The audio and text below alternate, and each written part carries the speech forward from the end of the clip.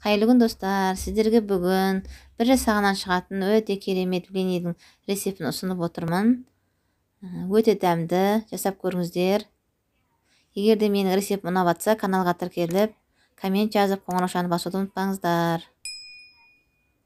Осындай әдемі блини шығады. Бізге блини істеу үшін 3 жұмыртқаны жарып алдым. Жақсылап араластырам меншікпен.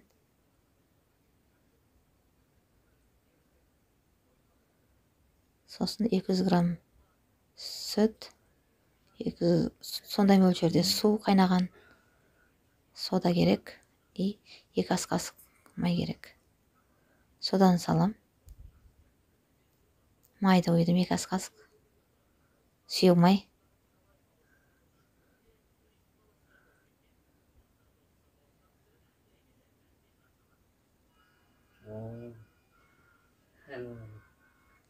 Мен қанттың орнына ванильный сахар қосам, әрі иісі дәм әдемі болады. Содан салдым. Ыстық қайнаған суды қойдым. Сүт қандай мөлшерде болса, суда сондай мөлшерде болады қайнаған су. Оны жайлап салып араластыратын болам.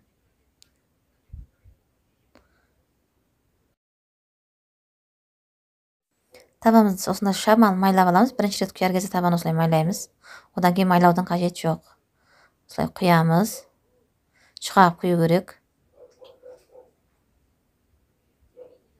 Осылай тесіктер пайда болып, тестамыз кебе бастаған кезде, шетінен көтеріп көрсе, асты уже сарғая бастайды. Сол кезде ауыстырып, осылай ауыстырып отыру керек.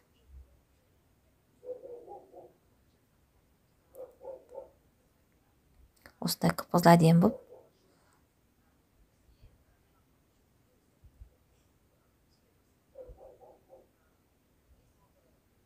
Табаға жабыспай әдемі болып пісіп жатыр. Өйткені ішінде өзінің 2 ас қасық майы бар. Сонда табаға жабыспайды да, осылай кезек-кезек салып ала береміз. Осылай тесік-тесіктер көрініп тұр міне.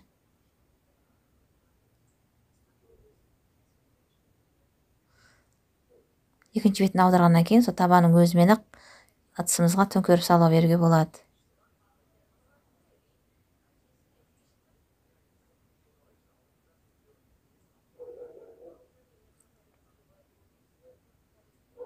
Міне блинimiz пісті. Барлығын пісіріп алдым. Өте әдемі болды. Үлбіреп тұр. Достар, кеңес берем. Менің рецептім бойынша істеп көріңіздер. Өте дәмді шығады. Жұмсақ шығады.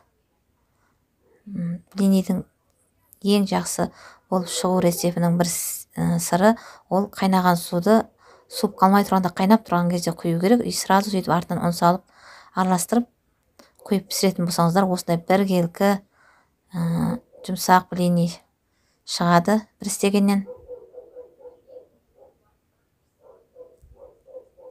Міне, көрсетем жақыннан. Өте әдемі шығады. Достар, егер рецепт ұнаған болса, пікірлеріңізді қалдырыңыздар.